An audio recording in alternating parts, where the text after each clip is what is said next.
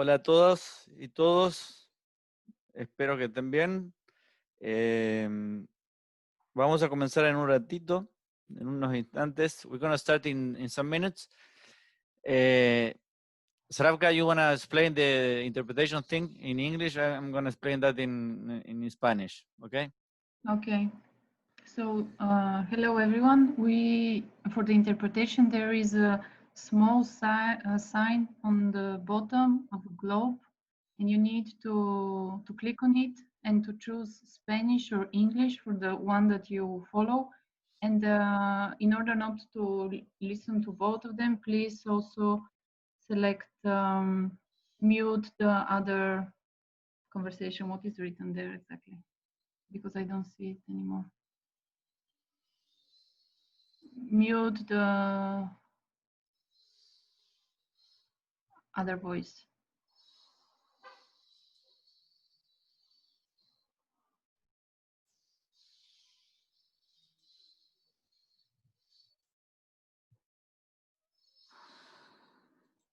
En español, bueno, bienvenido a todas y todos. Aquí abajo hay un cartelito que es para la interpretación.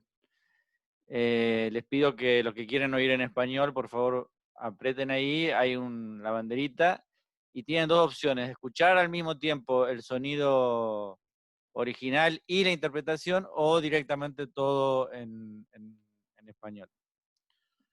Así que esas son las opciones, y lo haremos varias veces a lo largo del encuentro pero desde ya quisiera agradecer muchísimo a nuestros intérpretes, Mónica y David.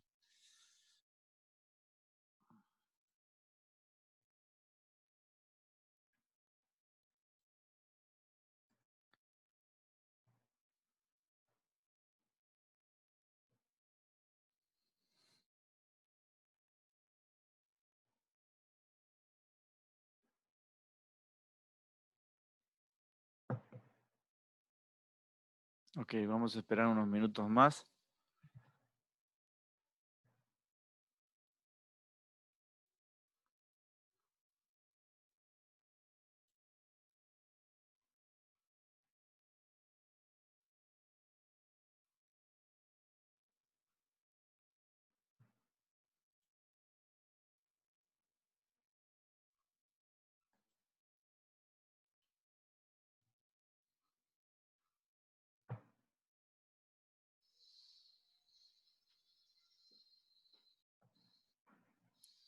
Okay, I think I can go on with the song. Yeah. Let's start there. Okay. Yeah. So thank you everyone for joining. And while other people are joining, we want to share with you a song that one of the members of the People's Sovereignty Network composed and recorded, Joseph Puroniam. You're gonna listen to him afterwards. He's one of our speakers from Focus of the Global South, and this is a song about the time after the pandemic, when this is over. It is called. We're gonna paste the lyrics in Spanish and in English in the chat, and you can find the song also in our website of the web lab. We're gonna share the lyrics, so I invite you just to listen the song now.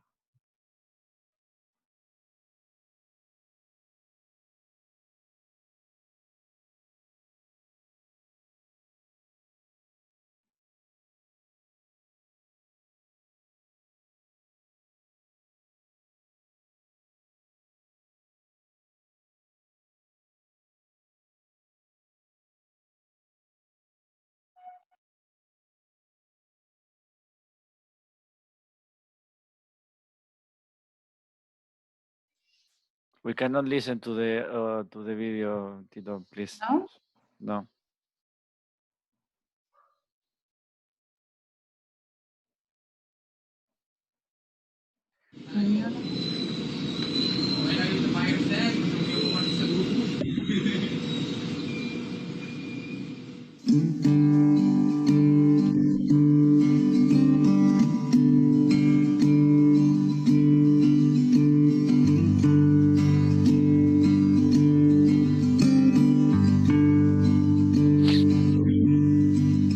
Pagkatapos nito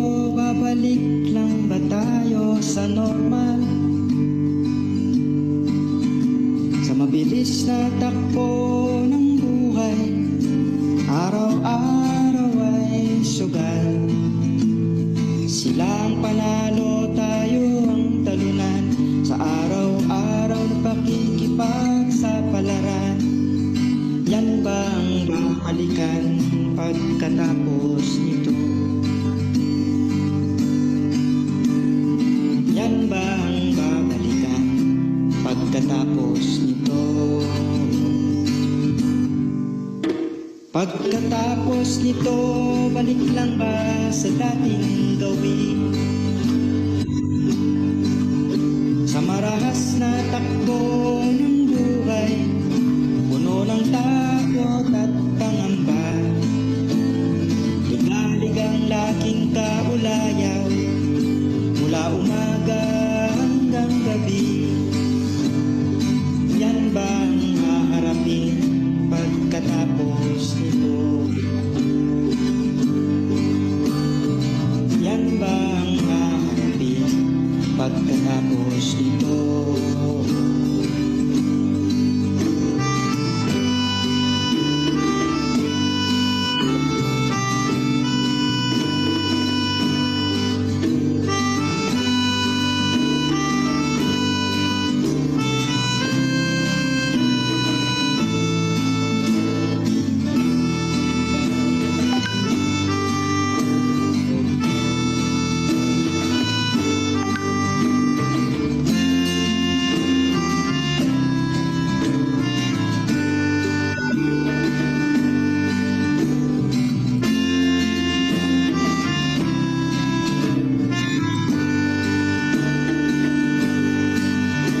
Pagkatapos nito, may bago tayong lakas. Sama-sama nating tahaki ang ating landas. Iwawasto ang liko-likong daan, isisigaw ang ating panawagan. Mas maayos na lipunan pagkatapos nito. Mas maayos na lipunan pagkatapos nito.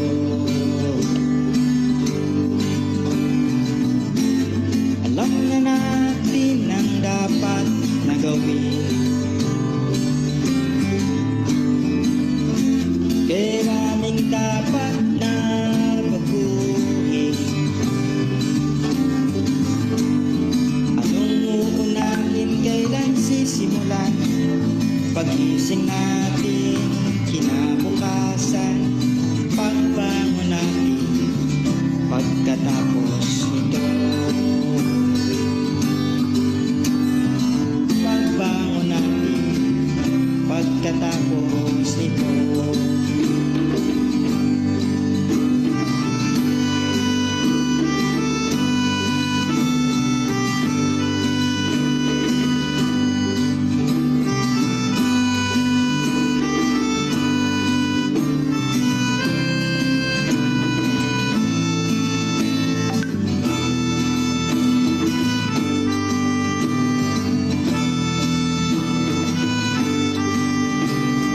Babangon tayo pagkatapos nito.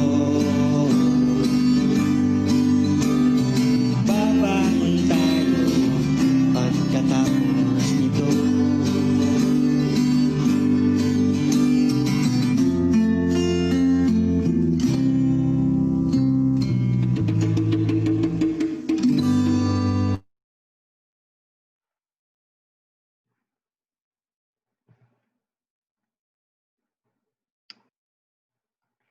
Okay. Thank you very much. So I think we can start now. It's already 4:10. Okay. So before we move on, and I give the word to Joseph Poronian that he will present a bit about the People Sovereignty Network from the Philippines perspective in the local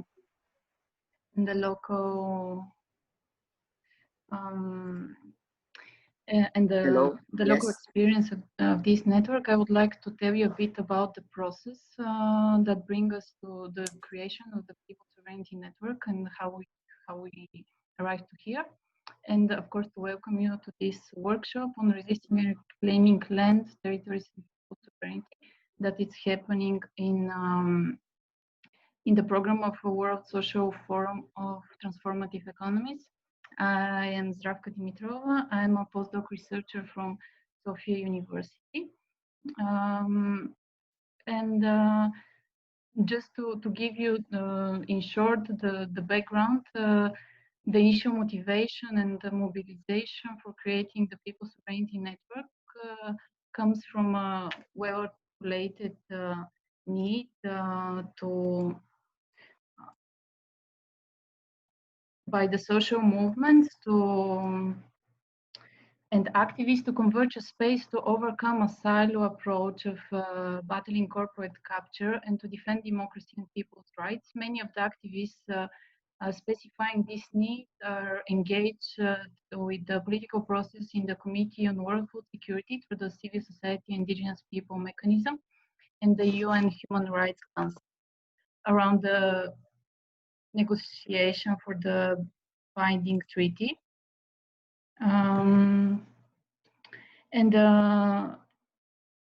For the binding treaty on transnational cooperation, the Declaration on the Peace and Rights.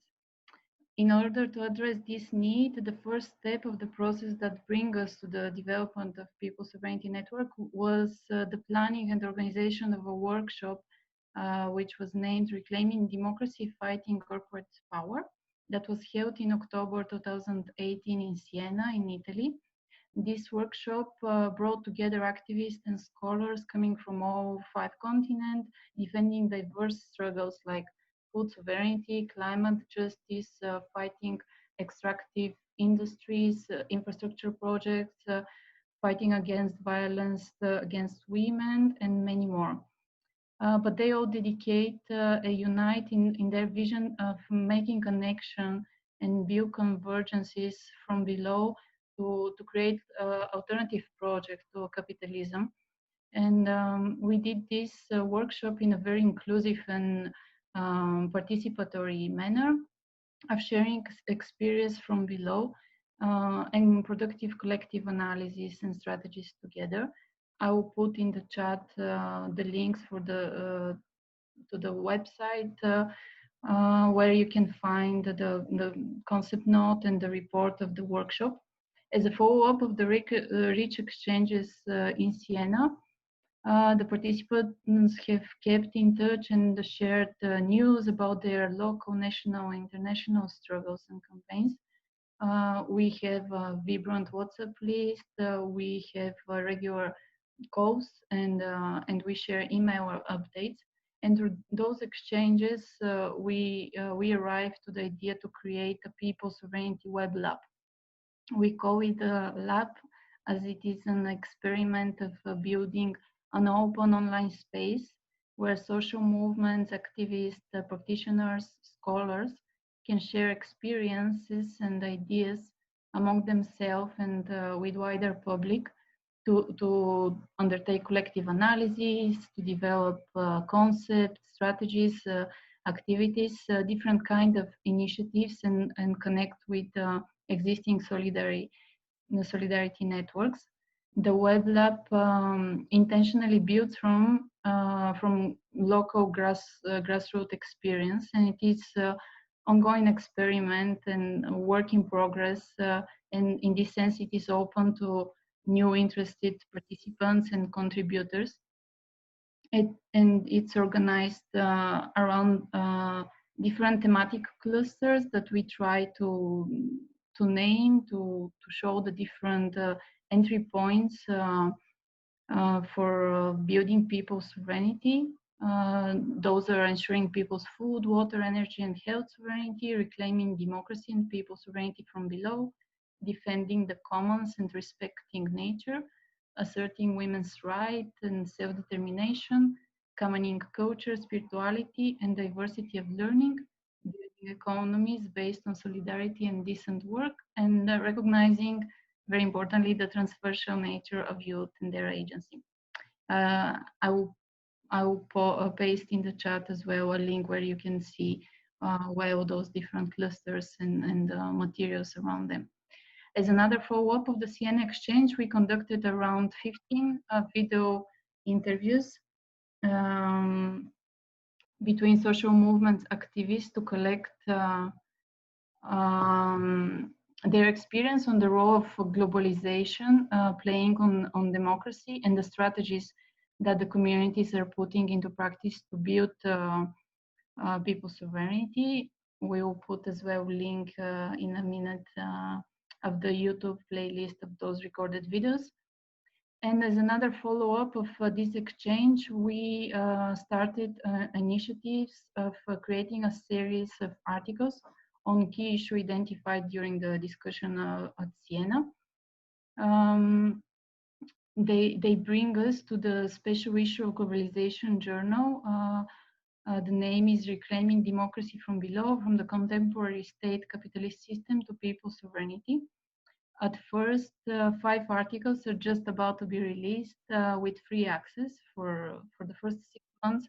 So keep posted about that. We're gonna share with you once they're released in some days.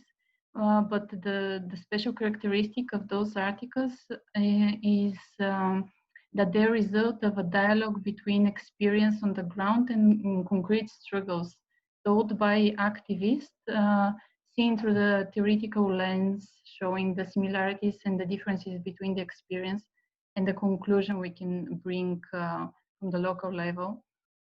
Today's workshop indeed is dedicated to present the vibrant exchange made possible the drafting of one of those articles focusing on land, territories, and commons. And as a last item I would like to mention that we were planning to have a face-to-face meeting of the network. We called it Helsinki Dialogue. It has been planned to be in October 2020, but of course we needed to postpone it for the next year. It is a collaboration with University of Helsinki and Exile Conference. We are exploring the options to have alternative online in activity this year in October anyway. But what is interesting is that we see Helsinki Dialogue as a way to deepen the debate on people's sovereignty and as a strategy to help to reinvent the participatory and responsive forms of democracy, to build new narratives, countering the neoliberal capitalist paradigm, starting from the people's local experience of resistance and construction, and to map similar network and convergence initiatives globally and regionally, and support the convergence processes.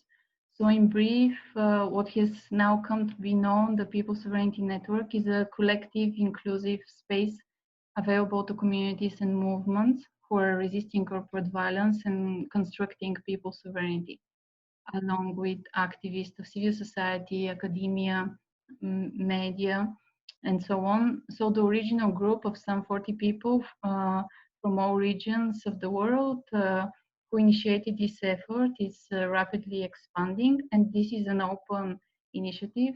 We are inviting everyone who would like to join the activity to involve and to collaborate and to be active part of the community. I will now pass the floor to Joseph from the Focus of the Global South, so he can tell us a bit more about the network from his perspective and from the perspective of Asia and the Philippines. Hi everyone, thanks Travka. Can you hear me? Yeah, thank you also for playing the song earlier. And the opportunity to introduce the People's Sovereignty Network and briefly share about our own experiences in the Philippines and Asia in asserting people's sovereignty. The assertion of people's sovereignty, that notion that peoples and communities have the power to exercise their rights and determine and decide on the construction of better, more sustainable, and more just societies must necessarily confront the tide of authoritarianism and corporate power that constitute the biggest threats to this assertion. In 2018, I participated in the Siena workshop that brought together activists and academics in a process of sharing stories, reflecting on experiences, discussing issues, and strategizing on solutions, how to push forward this notion of people's sovereignty.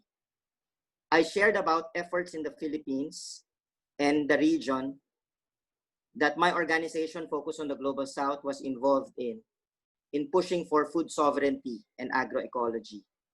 I highlighted the efforts of small-scale food providers, peasants and fishers, rural women, and indigenous communities in pushing back the threats from land and resource grabbing, the displacement of communities resulting from operations of big corporations, oftentimes with the backing of local and national governments, the resistance to these threats are met with force and violence. In 2018, according to Global Witness, the Philippines was one of the most dangerous countries in the world for land and environmental rights defenders. The perseverance of movements to fight back, assert their rights, and work with others to push, promote, and realize people's alternatives. We see this in the effort of local farmers to start their own community-controlled seed bank to ward off the threats to farmers' rights to seed posed by mega seed companies, or from efforts of small fishers to build people's plans for rehabilitation of fishing grounds, or of island communities coming together to construct alternative development plans to resist efforts by huge companies to take over their communities and resources. We also see this in the relentless assertion of indigenous communities of their rights to their identity and ancestral domains, and in the building of strong and progressive women's movements.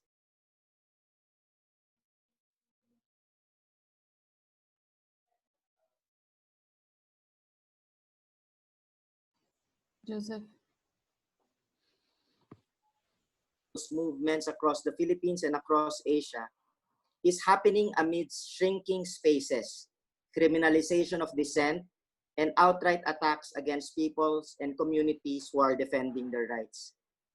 But it is also about countering the dominant corporate thinking by shifting the public discourse. The COVID-19 pandemic, as many others have pointed out already, constitutes a huge challenge for progressive movements as right-wing governments capitalize on the crisis to push for their authoritarian and neoliberal pro-corporate agenda. We have witnessed how corporations have used the lockdown to dismantle people's barricades in the guise of securing their investments, or how the operations of mining companies continued despite lockdown orders. But it has also exposed for all to see the failures of the dominant model in the disruptions of much-touted global value chains in food and medical supplies and equipment, the dangers faced by economies that are overly dependent on global trade, but likewise show the value and importance of having a strong public health system of food self-sufficiency and food sovereignty. The essential work of what we now refer to as frontliners, health workers, caregivers, cleaners, servers, and the importance of social programs. The open and inclusive space offered by the People's Sovereignty Network provides an additional platform for movements in the Philippines, Asia, and across the globe to tighten the links that bind our movements, campaigns together with engaged academics to collectively construct people's sovereignty in the midst of these challenges. So now, let me now call on Tommaso Ferrando, lawyer and academic activist from the University of Antwerp, Belgium, who will be the moderator of the discussion. Thank you. Thank you very much, Joseph. Good afternoon, good morning, good evening. Hola a todas y todos. I hope you are doing well and you are staying safe in this time that is increasingly problematic all over the world. Thanks a lot to the People's Sovereignty Network for this opportunity to be with you. Thanks a lot to all the presenters and all the people who are joining us during this webinar, especially those of you who are real people and not here to hijack and disrupt our conversation with some loud music and slurs. So it's a great pleasure to be moderating this session, and the session is going to be on voices and visions from the struggles. So I'm sure that all of you tuned in not because you wanted to hear my voice, but because you wanted to hear the people who are on the ground and are actually every day resisting and fighting for the land, for the territory, and for everything that is linked with that. So I'll do my best to be brief. I just wanted to stress the importance of the process and how what we are presenting today is just one moment of a long conversation that we started a few months ago, that now seems like a life ago because it was before COVID and before everything else. But it was an enriching and powerful and energetic conversation that myself and other academics had with 4 activists, 4 organizers, 4 people on the front line on a daily basis, as I was saying, resisting and trying to build up with the struggle and for the struggle and the recognition of the sovereignty, the recognition of the territory as a political space.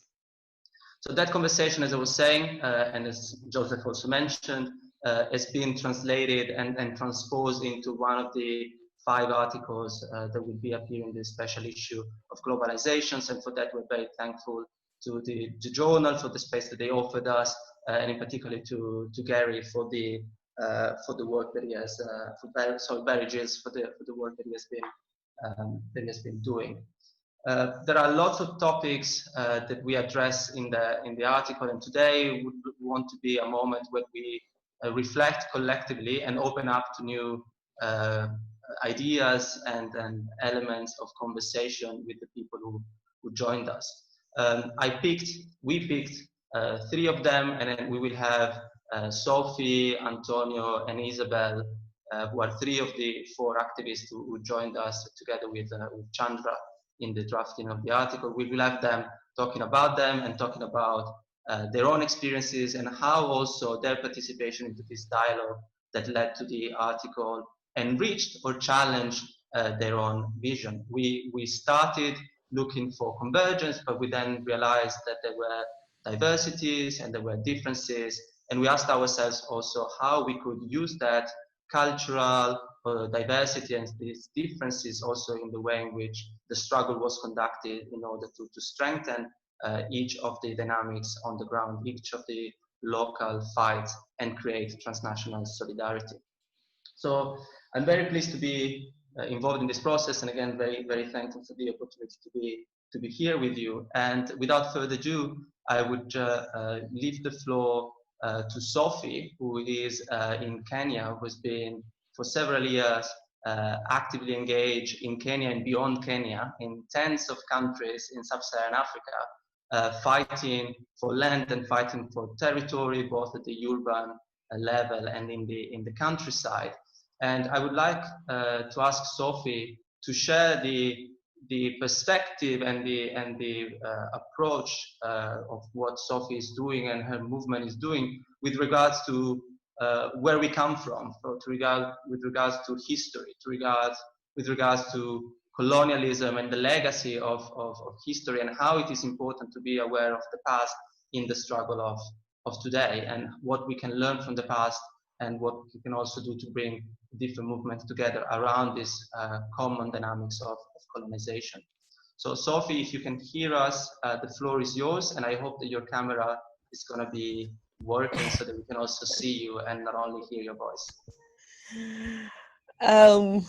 Hello everyone. I want to start by apologizing that once in a while I might try and pop up and show my face. I have a very low internet today, and if I use it, you might not hear my voice. And I think the contribution you're bringing verbally today is more important. So I'm really sorry, but I'll try to show somehow almost towards the end when I'm sure that I have passed on the message very well. So I truly apologize for that.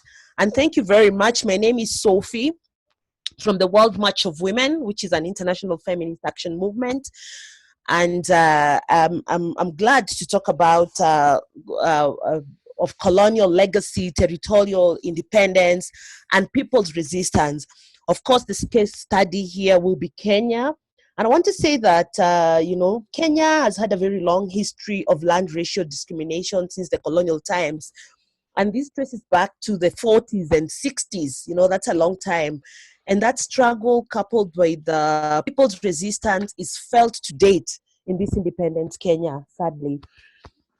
So dating back to its colonial period, when first the Germans, first we had the Germans coming in, and then later the British, who promulgated policies and practices that alienated people from their own customary land and pitted one ethnic group against the other. And we've seen these policies and practices were maliciously extended even after colonial independence. And so since then, Kenya has seen ethnic divisions, especially over traditional land being exploited for political gains. And I want to bring us back to, we had the Mau Mau land freedom fighters who are trying to get Kenya out of this colonial quagmire.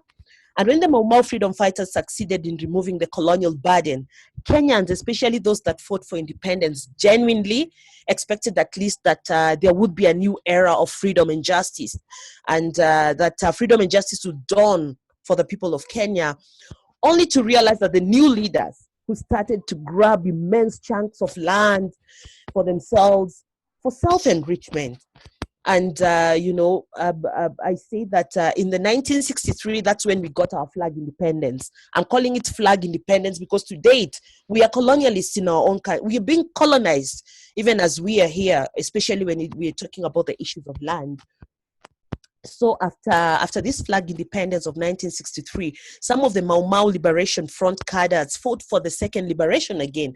They had to go back and struggle to ensure that those who fought for independence and their families, and generally the poor people, would enjoy the fruits of freedom by being compensated with land. It is then that the first president of Kenya, Mzee Jomo Kenyatta, just came out and clearly said that there is no free land, even after people fighting, and there was a lot of bloodshed during colonialism. And he just came and said there's no free land. Apparently, after they had squandered whatever they wanted to squander. So this shows how people's sovereignty was betrayed. The betrayal started then, immediately after colonial independence. And so Kenya's struggle for independence and subsequent betrayal of freedom and justice by political elites to date remains the major problem for us. And this era between 1963 and 1973, when Jomo Kenyatta was the first president, and then 1978 to 2002, when we had Daniel Moi as the second president, I want to say that this is an era of utmost crimes of capitalism. The crimes of the first two presidents, I can clearly say that they nurtured agents of imperialism, which sort of imposed capitalism in Kenya. And they also want to actually suppress the growing call for socialism, because people believe that land is supreme. Everybody must have a piece of land. And it's not easy. So this betrayal went down to date, and those people who had customarily owned land even before the colonialists came did not have access to the needed capital, or simply refused to purchase land because people were being told there's no free land, and you have to purchase land. And they're like, no, we cannot buy our own land again. So many of them refused, that they were not going to buy land. And those who had the purchasing power were able to buy land. But it has brought problems to date. It still brings problems because Kenyans who purchased were seen as traitors, and they were considered as immigrants. And they were also, they are called newcomers because they came and they bought land, and they were not there initially. So by 1977, about 95% of the former white highlands had been transferred to the Black African ownership, but it was curtailed by the political elites, which then comprised only of 30% of the population, and to date they continue ruling. So we see this history coming down to date, and there's a lot of that Kenyans are struggling with. This is ethnic favoritism, this political patronage, this corruption. This is the biggest, which brings up all this. So corruption, where the system favored the rich, it continues favoring the rich, the wealthy with political connections. And to date, corruption leads to continued people's betrayal, because then we see how politicians are using land to compensate political loyalties, you know, for short-term political ends. If you're a loyalty, if you can dance to their tune, if you can sing their song, then they'll give you a piece of land. Everybody wants land. And just to share that, when did Kenya and the land struggle became so eminent and we had this limelight? The international limelight, Kenya has never drawn international limelight in the wrong way, like in the year 2007. This was when there was a widespread violence that broke out following disputed presidential results of the 2007 general election. This is the first time that we saw a lot of bloodshed, where 1,300 people lost their lives and over 600,000 people were displaced. So much of the displacement and violence was linked to the long-standing land disputes. It's not anything that came from anywhere, but it was just land, with the issue of newcomers and the issue of the immigrants. So a lot of people were considered newcomers, and their houses were targeted and their businesses torched. People were killed. So this brought too much bloodshed. And but with all this, at least I can say, because I'm looking at the time and I know I don't have so much time, and when I start speaking I never finish, but we still have hope. There's a lot of hope. Where is our hope? We are saying that first we have the Kenyan Constitution, which was promulgated in the year 2010. And this Kenyan Constitution provides hope that some of the historical injustices can be addressed amicably. And the current government also has established the Settlement Trust, something they're calling the SFT, which is to help to facilitate the purchase and distribution of settlement of farms to landless Kenyans. And I want to link this with what we are doing right now, the international solidarity. Absolutely awesome. Looking at our struggles and how the social movements are struggling from around the world. If you go to Brazil with the MST, Guatemala, Honduras, everywhere, people are struggling.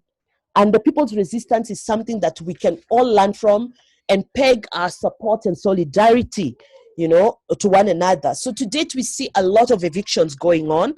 It is sad that even in this pandemic, in my country, in Kenya, there's a lot of eviction going on. There's a lot of demolitions. Right now, like in my neighborhood where I live, there's a big chunk of development spaces where people are being warned now that they're all going to be demolished, and the government wants to take back huge chunks of land to give them back to the forest. But many times we wonder, why should we wait until there's so much development when people are living there and there's so much going on? It has taken so long for them to realize that actually people settled there illegally. And we are seeing this is bringing a long toll on activists. We've heard about the shrinking spaces of social and the criminalization of social activists. We are seeing this everywhere. And our hope is that we can borrow from one another, we can look at each other and just build our solidarities across and around this issue, because land is very supreme and Mother Earth needs to be protected, and nobody owns Mother Earth. And this is also so good. So I just want to finish by saying that we have to continue, and long live international solidarity, and we need to continue, and we want to thank this process very much. So thank you so much. Thanks a lot, Sophie, for your message of hope and energy and solidarity. Just before we move on, I wanted to let everyone know that the ideas that we hear from these three activists, from Sophie, Antonio, Nisa. And then we will open for a round of Q&As, for interventions, and that's also going to be an opportunity for everyone to expand on what is said during this first part of the webinar, or pose new questions, or starting this dialogue, which at the end of the day is one of the main reasons why we are here. Enlarging the network, reaching out to new realities, learning about experiences that are not mapped at the moment, and really finding new allies and new friends to work together in this journey towards reclaiming people's sovereignty, land, and territory. Thanks a lot, Sophie, for this strong point on colonialism, and how colonialism was structured around the land, but was also structured around marginalizing or violently getting rid of alternatives, violently getting rid of what was politically not aligned with the hierarchical and top-down project of colonialism, and then afterwards of capitalism. But also to talk about these divisions that have been created by colonialism and the colonial structure of power that today we still are facing, and today we still have to fight against, and how solidarity is crucial in this fragmented world that still shows the scars of colonialism.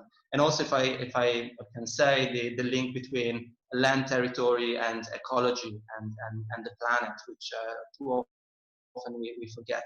And I think that there is no better way to move on in our conversation than focusing on this idea of different ways of thinking about territory and different institutions, than listening about the experience and the vision and the philosophy of Antonio, who is a Maya indigenous member of the Maela organization. He is from Guatemala, from the Pueblo Tzutujil and Coachiquel. Probably my pronunciation is very bad. Disculpa, Antonio, disculpa. So Antonio has been working and fighting against large-scale development projects, against the appropriation of land, but also trying to build with the communities, within the communities, different ways of organizing. So with Antonio, we would like to explore both the negative side of the state violence that they've been facing, and the way in which militarization of Guatemala and Latin America and Central America are affecting their daily practices, in particular at the time of COVID, but also about these new opportunities and new political spaces that they've been opening, and how they've been using their community, their idea of sovereignty, and their idea of being together and in symbiosis with nature and the planet, to think outside of what too often seems to be the only way we can organize. Entonces, Antonio, si me escuchas, te daría la palabra y tenés entre 5 y 10 minutos, y por favor, si no puede hablar de lo que es el tema de la violencia estatal que ustedes están experimentando en el día a día, y cómo ustedes se organizan en Guatemala y en los pueblos.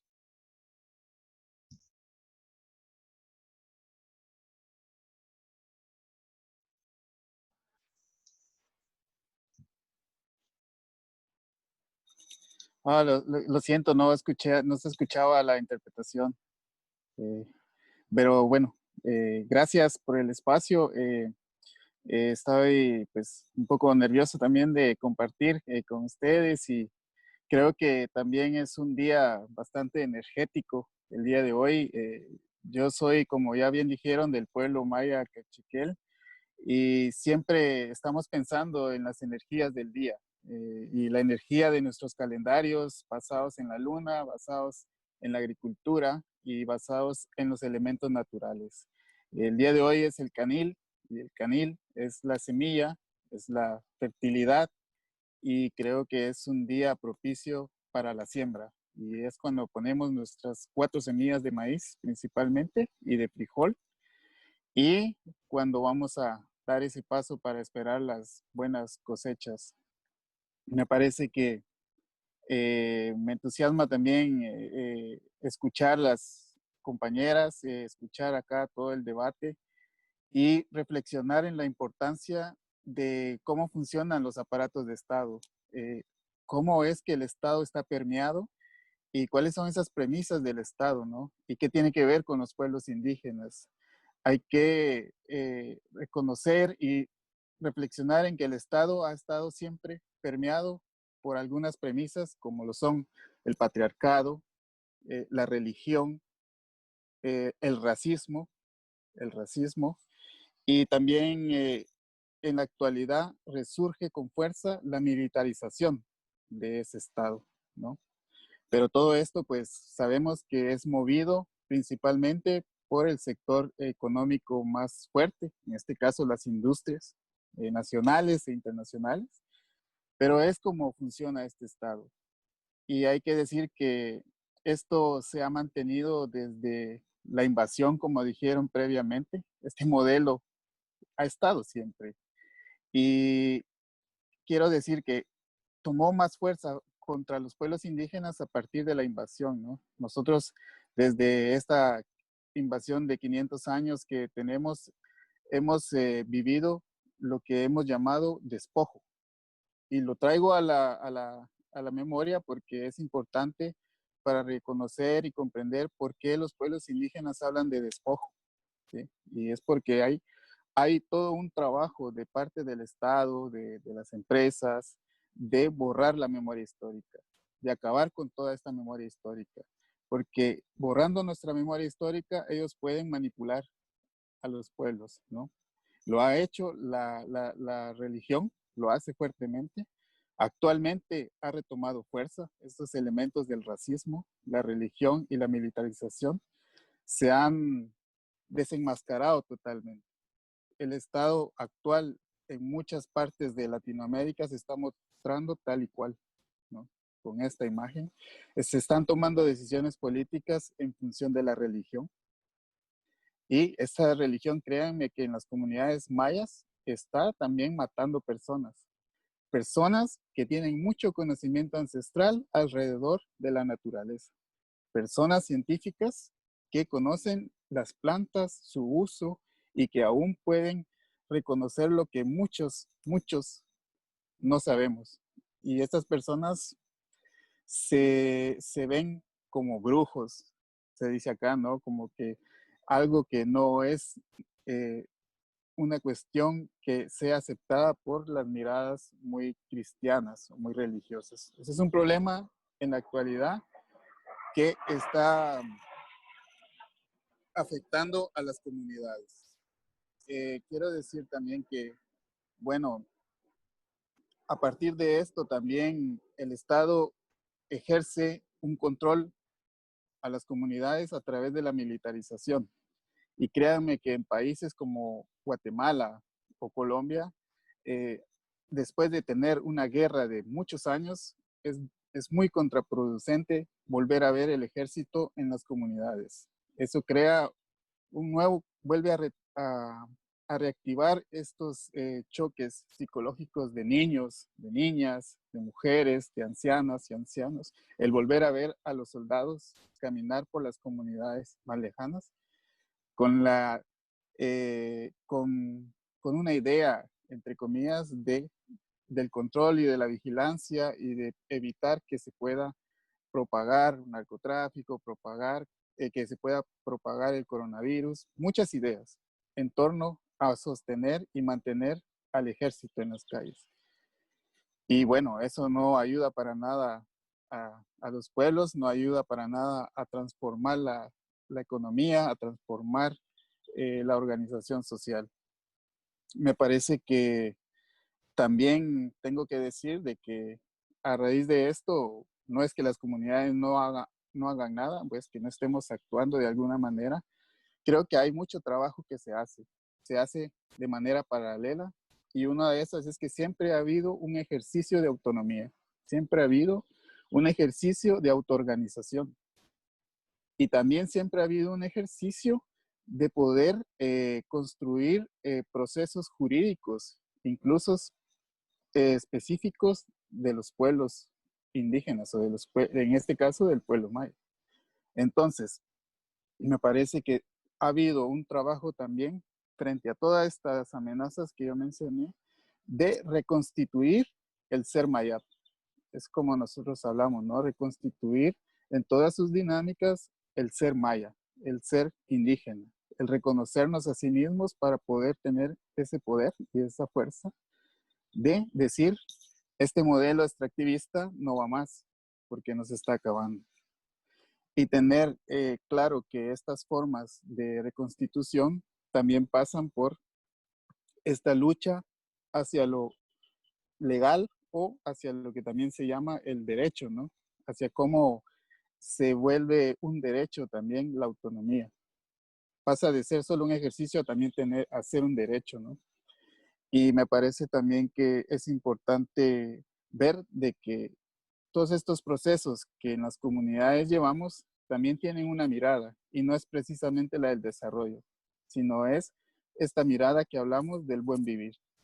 El vivir en una armonía con la naturaleza, en generar procesos locales, en generar el poder local y de alguna manera que no sea en términos de la acumulación ni de la explotación de los elementos naturales, sino de reconocernos como dentro de todo este mismo espacio, dentro de este mismo pensamiento, o como llamamos también dentro de nuestra cosmovisión, que es también esta mirada del buen vivir y el territorio.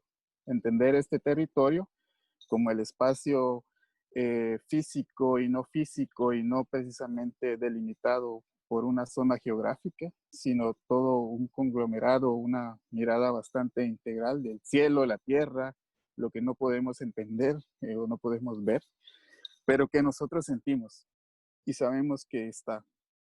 Me parece que un poco es esto, el poder mantener formas de autoridad ancestral en la actualidad están siendo parte de las luchas grandes en los pueblos indígenas. Reconstituir estas autoridades ancestrales ha sido base, ha sido un poder fuerte, que puedo decir en este momento la lucha de las comunidades ha frenado la minería en Guatemala.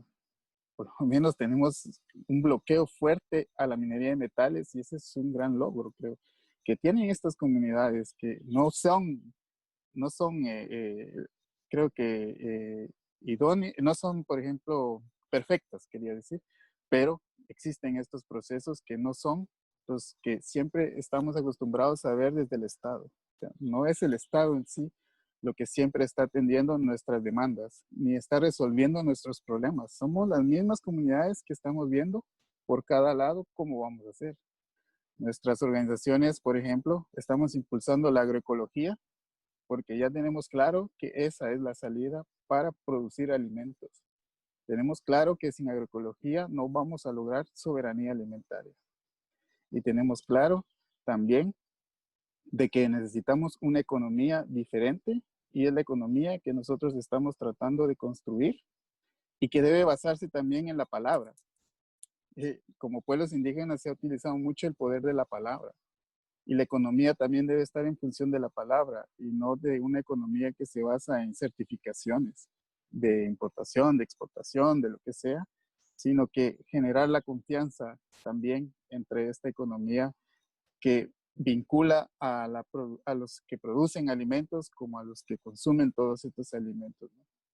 Creo que es un poco parte de las historias que se pueden tener en cuenta, ¿no? Y que por el tiempo también lo voy a dejar así en términos bastante generales, pero que espero esto pueda aportar a la discusión de este espacio que estamos pues construyendo prácticamente, ¿no? Y que vamos muy bien y agradezco el espacio y gracias.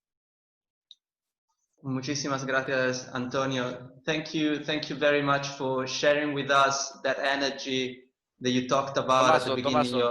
Tommaso, sorry, just sorry to interrupt you. Just some technical thing that it's important to continue smoothly.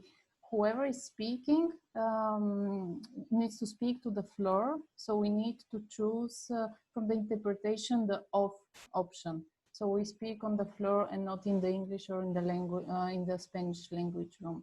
Sorry for that. Just for the intervention, also it's important that we know this. That's also for the interpretation who is listening in Spanish. Sorry for interrupting you. No worries. I hope that my setting was all right. It should have been. I was just saying thank you very much, Antonio, for sharing with us that energy that you mentioned at the beginning of your intervention, the energy that is coming from the web of life, the energy that is coming from nature that you've been describing so well in the importance of this day. If we had known that it was such an important day, we would have tried to organize it outdoor, like doing some sewing ourselves. I think it's very important that we also get as practical as possible as academic. We sometimes forget that.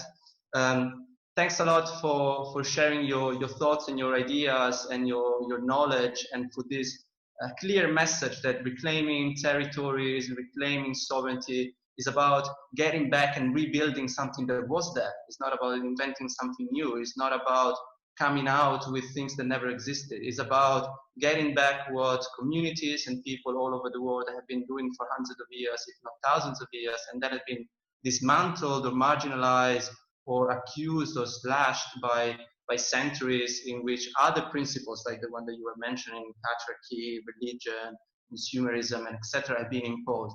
So reclaiming sovereignty as getting it back, reclaiming territory as getting it back. And territory, and I think that this is a conversation that in the paper comes out very, very clearly. Territory is much more than the physical space. Territory is much more than the land. Territory as culture, territory as identity, territory as interaction, territory as visions, as the relationship with food, diet, cooking, science that you also mentioning, but also reclaiming territory as a space of autonomy and self-organization, which I think that links very well with the next presentation by Isabel Alvarez Vispo from Urgency International and Comunaria in the Basque Country.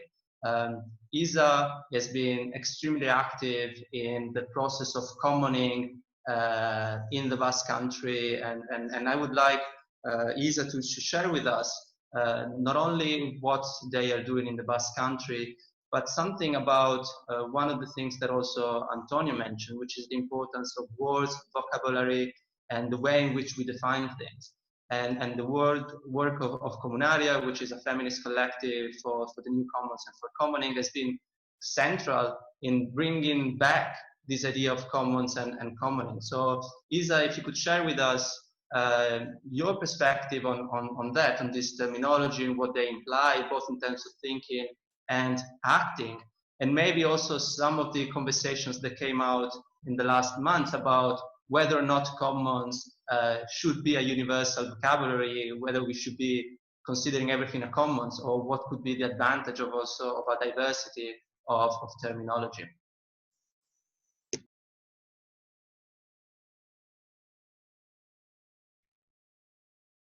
Sí, ¿me escucháis bien? Vale. Creo que he apagado la interpretación, espero no... espero que a mí también mi red y mi conexión me responda.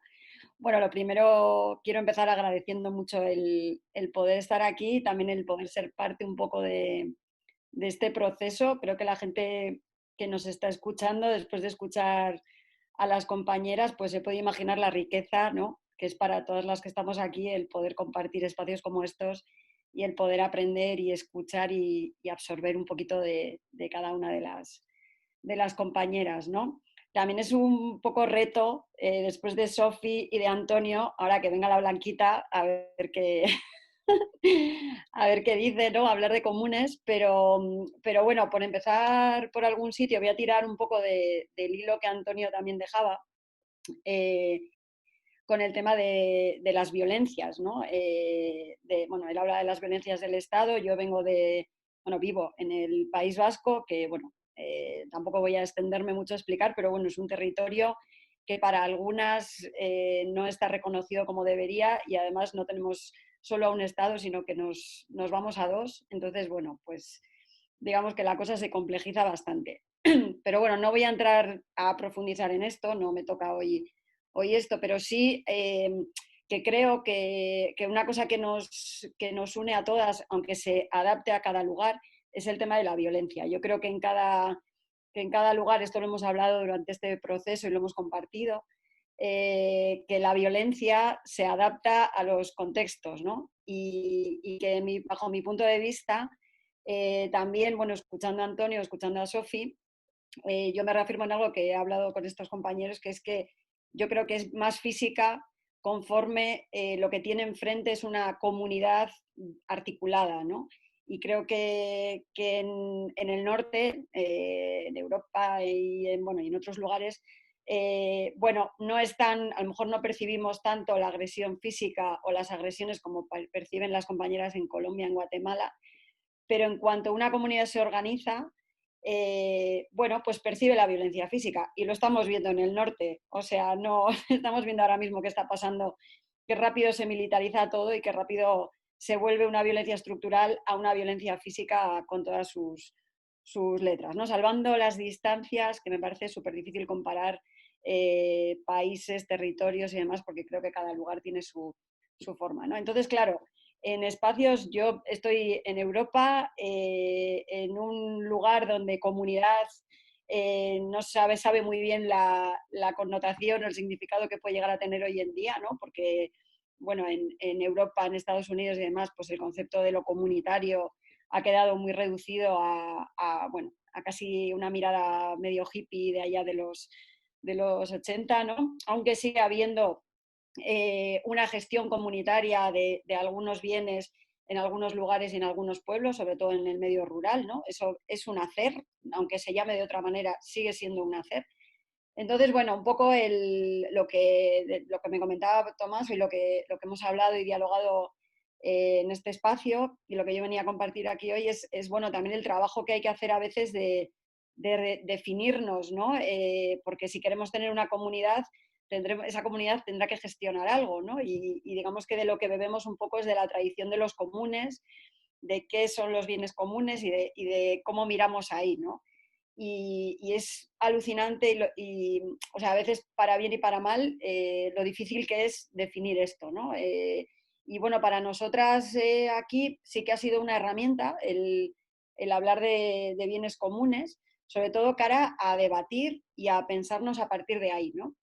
Porque para hablar de bienes comunes hay que definir de qué bienes estamos hablando y hay que definir de qué comunidad estamos hablando, ¿no? Y hablar de comunidad, por ejemplo, ahora mismo, en una sociedad súper líquida, cambiante, y donde incluso se habla de comunidades virtuales, ¿no? Porque los bienes ya han pasado de ser algo solamente físico, sino que, bueno, hablamos de otros bienes más amplios, ¿no? Entonces, bueno, yo creo que ahí entra el desafío y entra también muchos de los debates, ¿no? Yo vengo del mundo de la agroecología, de la soberanía alimentaria, y para nosotras ha sido muy útil aterrizar eso en bienes comunes, ¿no? Y hablar probablemente desde una cosmovisión diferente a la que pueda tener Antonio y muy distinta a la que pueda tener las comunidades de África, pero sí hablamos de que para construir agroecología y para construir soberanía alimentaria necesitamos cambiar la mirada sobre la tierra, sobre la biodiversidad, sobre las semillas y también sobre los conocimientos y también sobre el propio cuidado, ¿no? Y ahí entra para nosotros la mirada ecológica, la mirada de no privatización, sino de una gestión muy distinta, y la mirada también feminista de poner la vida en el centro, de poner los cuidados y de repensar y redistribuir las tareas entre la comunidad, no solo rompiendo un poco con los paradigmas de división sexual del trabajo, que es lo que bueno, pues nos hace estar en desigualdad algunas, ¿no? Entonces, para nosotras ha sido un paraguas desde el que trabajar un montón de aspectos, trabajarlos en común desde diferentes luchas y encontrarnos, ¿no? Pero claro, encontrarnos también en los procesos, o sea, muchas veces el objetivo no es definir una palabra, la palabra se construye haciendo, ¿no? Y yo me acuerdo que en un debate de los que teníamos dentro de la red, hablando con Antonio y con otras compañeras, claro, era curioso cómo no entendíamos igual lo de bien común, ¿no? Y yo decía, pero ¿cómo tú no vas a hablar de común si es lo que tú haces, si tú lo llevas, o sea, pero claro, yo me construyo desde una realidad, cada una se construye desde su realidad y tiene que dotarse de sus herramientas, ¿no? Y nuestra propia lengua nos construye también, ¿no? Y es un bien común a gestionar entre todas y nos construye de una determinada manera, con lo cual hay que tener cuidado con los lenguajes Y también un poco, esto también lo digo, bueno, yo tengo una pata en la academia o la investigación y otra un poco más grande en el activismo, ¿no? Y muchas veces se construyen términos desde lo conceptual, desde lo teórico, ¿no? Y a mí me da mucha rabia, ayer estaba en otra reunión totalmente diferente y decía que a mí me da mucha rabia que la academia gire sobre sí misma, ¿no? Y ponga conceptos que no se anclen en el hacer, porque tú puedes generar conceptos, pero si eso luego no se dota de contenido y no se significa de alguna manera, pues eso no va a ser una herramienta. Y bueno, cada uno verá qué objetivo tiene con ello, pero bueno, si no sirve, pues para mí no es transformador tampoco, ¿no? Entonces yo creo que por ahí pasa un poco. Y claro, y ya voy con esto también cerrando, que creo que lo ideal es el diálogo, pero sí que creo que en todo esto, bueno, cuando hablamos además de agroecología, pues también hablamos muchas veces del territorio material e inmaterial, ¿no? De que tenemos que preservar toda la parte, pues eso, tierra, agua, semillas, biodiversidad y demás, pues lo tangible, pero también pues un conocimiento y unas formas de hacer y de gestionar también, ¿no? Que yo creo hay que repensar también, ¿no? O sea, creo que lo ancestral no se puede despreciar porque nos ha alimentado durante siglos, pero también, bueno, hay que repensar para ver qué nos sirve y qué a lo mejor se puede mejorar con nuevas aportaciones, ¿no? Sin despreciar nada. Y esto tiene todo que ver con lo que hablaba Antonio ahora, por lo menos desde donde yo lo agarro, que es quién nos gestiona y cómo nos gestionamos, ¿no? Y la gobernanza también de los espacios y también un poco el repensar qué es lo público, esto un poco desde una mirada muy europea también, ¿no? ¿Qué es lo público? ¿Cómo se gobierna? ¿Dónde nos colocamos cada uno? ¿No? Y cuál es la responsabilidad de cada cual, ¿no? Entonces creo que pasa por revisar muchas cosas y sobre todo por algo que que es la parte, uno de los pilares de esta red y de los diálogos que estamos teniendo, que es cómo repensar esa democratización, o sea, a qué le llamamos democracia desde la mirada más radical, ¿no? Y qué es una gestión democrática, comunitaria, de lo común, ¿no? Y yo creo y desde ahí para mí, pues eso, el pensar términos tiene que ser una herramienta que nos apoye. Y a nosotras, pues en los bienes comunes y esta perspectiva, pues nos ha ayudado para a lo mejor también, y nos ha ayudado y sobre todo también a veces ha servido como estrategia para entrar y conseguir que gente de una horquilla más amplia, de una diversidad más amplia, entre a debates que de otra forma no entraría, ¿no? Voy a poner un ejemplo con el que termino. A mí me es muy difícil hablar y voy a hablar un ejemplo de lo personal. Yo no puedo hablar con mi padre de soberanía alimentaria o de agroecología, ¿no? O con el señor yo vivo en una aldea en el País Vasco, yo con mi vecino es muy difícil que hable de soberanía alimentaria o de agroecología, pero mi vecino y yo tenemos una tierra comunal que gestionar, que es del pueblo, hay una comunidad de regantes que gestiona el agua y hay unos conocimientos que son los que yo le pregunto para ver cuándo tengo que sembrar o cuándo tengo que... O sea, y lo hacemos compartiendo y eso sí que lo entiende, ¿no? Y eso es lo común y es la manera de gestionar. Entonces, bueno, pues nos sirve, a nosotros nos sirve, ¿les sirve a otras? Pues no lo sé, pero bueno, ahí está el diálogo e ir enriqueciéndonos las unas con las otras. Y yo lo dejaría por aquí. Fantastic. Muchas gracias, Isa. You just had 3 snapshots of the conversation we have been having for the last month, so you can really get the sense of how privileged I was to be part of this group and had the chance to learn so much and to witness and to contribute to these conversations. Before I move on, just with a couple of considerations, it's now time to open the floor to people who want to ask questions. There have been some recommendations in the chat box. So we ask anyone who wants to ask questions to please raise your digital hand, which I assume is something that you can do by raising on the chat. On the participants, you can raise your hand.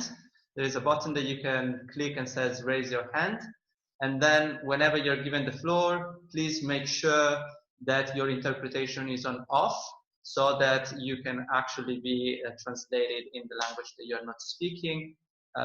We would be favoring interventions in English and Spanish so that we can guarantee the interpretations. If there are people who speak other languages and feel more comfortable in other languages, we can try to summarize if it's one of the languages that we speak in the network.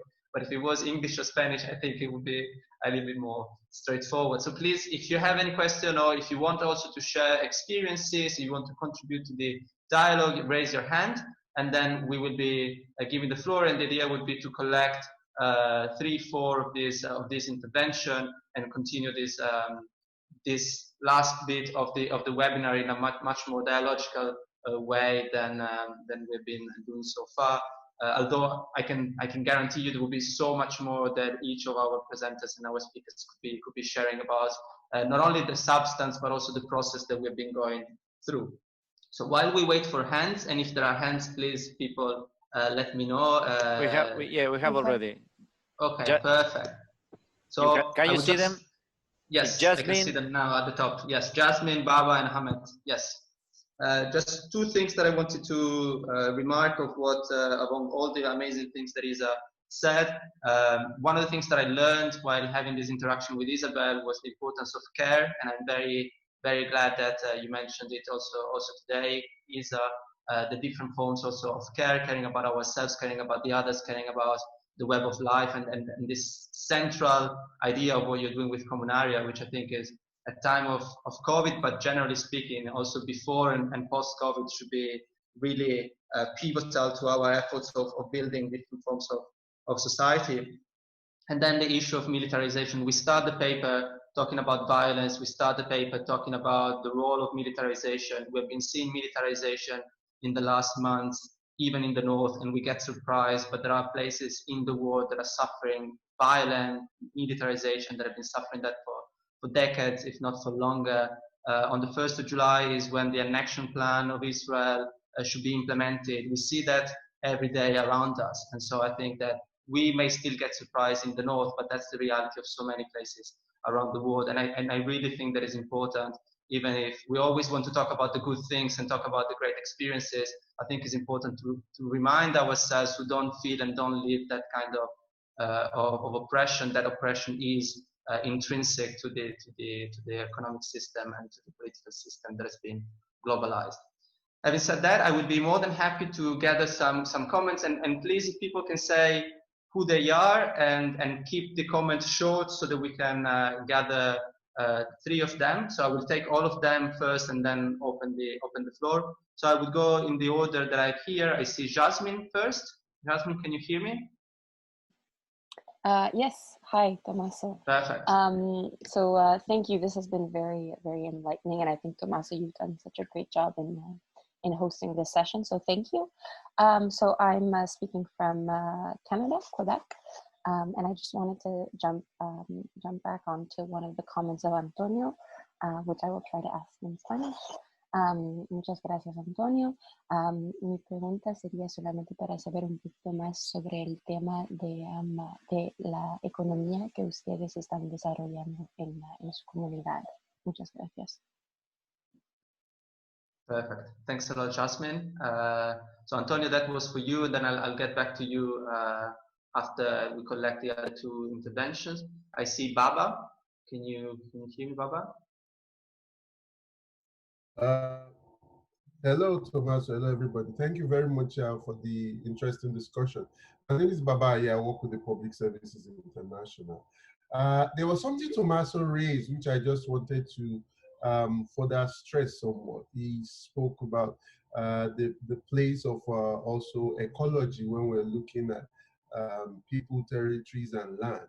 And where I would want to further stress it is also the relationship of this to health, particularly in this period we are in of pandemics. Commodification of land, both indirectly with the industrialization, of animal husbandry and agriculture in particular, contributed to zoonotic transmission of diseases. And even more directly, the claiming of so-called wilderness, which corporations don't really care whether this even originally belonged to peoples, like what happened with the index case of the Ebola outbreak in 2014, 2015. So the fact is that in saying this, and this brings forward the issue of the urgency of the subject we're discussing now, not only for understanding what is happening now, but also for preventing the degeneration of humankind's future to one of an age of pandemics, along with the climate and ecological crisis. And further is the importance of power from below being rooted in the peoples. When I say this, what I mean is when you look at most cultures, you also have ways and manners of governance, of building communalism of some sort, of building a sense of solidarity from below, ingrained, in hundreds of years of being together before the knife of everything for profit cut us all off together. Finally, I think also in talking of land, we should guard against the so-called blood and land kind of argument of fascism. And also in doing that, show their argument for the lie that more often than not they are. For example, in the United States or parts of North America, you see, such claims of land by white. Vemos que los supremacistas blancos reclaman tierra, pero es que esa tierra se la robaron a las comunidades indígenas. Y creo que es importante que hagamos ese vínculo. También para resaltar la emergencia, porque estamos luchando por la soberanía de las personas y por la democracia para todos.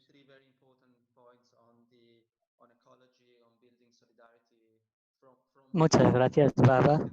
Puntos muy importantes sobre la agroecología y This is also a little bit disempowering, and then the risk of falling into the trap of nationalism and the importance that history may have in unpacking the complexity also of territory beyond what we see today. So I'm just saying that so that everyone can think about some reactions and some responses of our presenters, and then I'll go to Hamid Surani. Can you hear me? Yes, thank you very much, Tommaso and colleagues, for the good interactive presentations, actually. I'm from Gaza Urban Agriculture Platform, as well as on behalf of the Arab Network for Food Sovereignty. So it's really a good opportunity to have this great reflection at the global level, which is really, I think, all of us in our countries in need for such very good learningful and interactive discussion on different issues, mainly when it comes to the sovereignty on land, local natural resources in our different countries, challenging the situations actually, like the confiscation of lands, the like what is happening actually in Palestine, the annexation policies.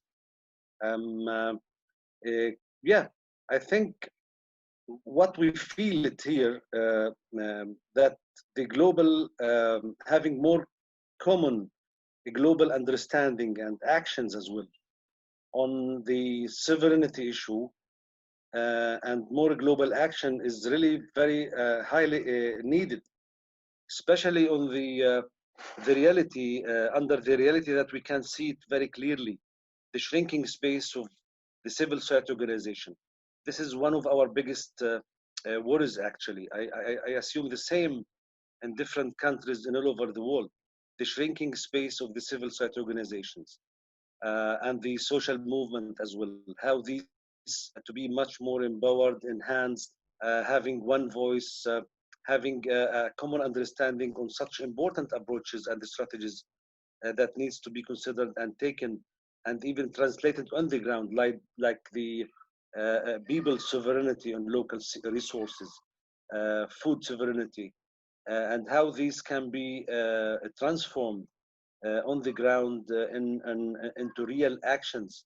And this may requires from our side to make much more well-organized influencing policy and influencing a plan towards influencing the policies of the donors, policies of the different governments, etc., and regional international organization, and bring them to these to these spaces, and basically working with our local communities, how this local community could be much more under the wave of the humanitarian food assistance approaches, programs here and there, which has really badly affected the resilience of the local community and the sustainability of local communities, and how to start taking care of the sovereignty principles and actions on the ground. That is, I think, the biggest challenges, or one of the biggest challenges that we need to consider, to reflect on jointly through such important global spaces, interactive spaces among all of us. So really, thank you very much for this good discussion, and we are sure that we will come up with some good actions on the ground. Yeah, thank you very much. Thanks a lot. Thanks a lot, Hamid. We definitely look forward to building all together some of these actions, and thanks a lot for your own perspective and for bringing in also the positions of Gaza and people living in apartheid, and definitely thanks a lot for reminding us of the importance of connecting the local and the global, and moving at different spaces and different geographies at the time of shrinking space, also due to violence and due to all the things that we were mentioning. So before I move back to the presenter, there was also Joanna from Chile, from de la Marcha Mundial de las Mujeres. Joanna Molina, ¿me escuchas?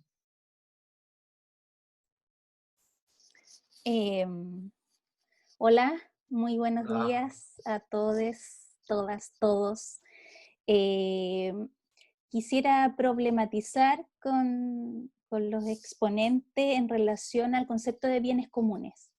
Hasta ayer yo los utilizaba, me hacía mucho sentido, pero en otra reunión una compañera de Latinoamérica manifestaba que seguía siendo bien o bienes parte de un lenguaje economicista, ¿no? Y desde ese punto de vista yo me interpeló profundamente y le encuentro toda la razón. Comunes, para nosotros hablar de comunes en realidad es un anglicismo, tampoco nos hace mucho sentido, de hecho no lo usamos, no lo conocemos como tal masivamente, ¿no? Entonces, cómo quizás llegar a un consenso a partir de este diálogo colectivo, mientras tanto referirnos a la vida, a los territorios, a los cuerpos, no sé, no lo tengo resuelto. Y lo segundo, tengo una percepción en relación a una reticencia en relación a comprender, a conocer en profundidad, usar y por lo tanto hacer propio el concepto de buen vivir que nos plantean los pueblos originarios. Y pienso que esto parte de una romantización del aporte de los pueblos, ¿no? Y no, es como invisibilizar y desvalorar la lucha que día a día sostienen en los territorios, ¿no? Que son pueblos vivos. Entonces, también quisiera interpelar a las panelistas, al panelista en relación a esta inquietud. ¿Por qué no acercarnos a este concepto de buen vivir? Gracias. Perfecto, muchas gracias, Joanna. Definitely considerations that we have been having while also choosing the vocabulary for our article and the interactions that we had. So all your feedback are very much appreciated and welcome. I'm sure that Isa and Antonio and also Sophie will have something to add on both the use of the idea of common good, which we avoid in the article, but also on this idea of buen vivir and romanticization, and on that I'm sure that Antonio will have something to contribute. So we will get a fifth and final contribution for this first round. I see Hamid Boran who wants to speak, and then I will go back to the panelists for their considerations and their reflections on what we've been hearing from the public. Ahmed, can you hear me? Yes, can you hear me? Yes, perfectly. Okay. Me, Ahmed Burhan from Bangladesh. I am representing Asia Food Security Network, one of the network. It is based in Asia. You know, I really want to give a point on a particular aspect. When we are talking about the rights perspective, particularly the Universal Declaration of Human Rights, it particularly talk about the rights of the education, health, and food. These are fundamental rights. But if you look at the whole system, particularly in the new liberal discourse and regime and corporatization, along with the industrial policies that has been devised for many years, you will find that all these rights become the commodity. So commodification of any right that we are claiming that in UN process we are claiming that it's a right, but when it become a commodity, how we can actually talk about the issue of rights? There's a fundamental question. And the other issue, when we look at FAO's process, we'll find that FAO at the one point they are advocating for agroecology, but at the same time they are also advocating for GMO. So this is the dialectical process that is happening in the UN process, even in the country process. So I really want to know from you how we can really ensure the sovereignty of peoples when we are thinking of the food, when we are thinking of the shelter, and particularly the most important part is the health issues. That is my concern. Thank you. Thanks a lot, Ahmed, and definitely thanks a lot for bringing in another issue that was discussed in our conversations, which is that of a dominant narrative and a dominant framework that too often is unchallenged and unquestioned. And then if we adopt it uncritically without asking what really lies behind it, we may fall into the same trap of this pre-established dominant idea of the only way in which we can organize things is through this commodification of rights, individualism, and etc. So with the permission of the participants, I will just stop getting questions now and then go back to the presenters also to give them some time to reflect. And then if we have some spare minutes, we will get the final points from the audience. We were supposed to finish more or less now, so I really want to hear from Sophie, Isa, and Antonio. Although like all the contribution has been extremely revelatory also of the importance of the work that the People's Sovereignty Network is doing, and I really hope, and we all hope, that this conversation will continue. Today's webinar will just be a step in a longer journey. The webinar will be recorded and shared, so there is also going to be the possibility of taking it from there in the future. So a lot of questions have been asked, and I'm sure that all of you, Isa, Sophie, and Antonio, can reflect on all of them. I'll just ask you to pick the one that you think is closer to your current position, or the one that you want to address. And if I can summarize, we had questions from Jasmine on the economic development and what kind of economic organization you are adopting, Antonio, in your communities. But I think that that's something that really applies also to Isa and Sophie. How do you also think about economy as a way of organizing people and nature that is different from the mainstream capitalist, extractivist economy?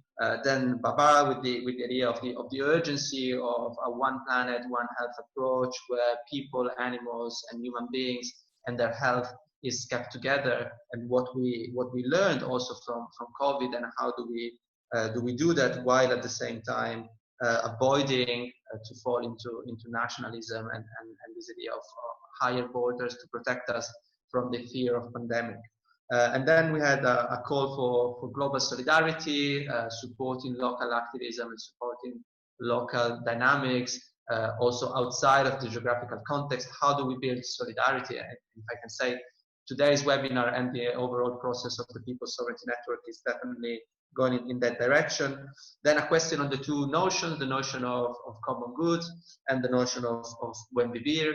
Are they problematic? Are they not problematic? What do you think?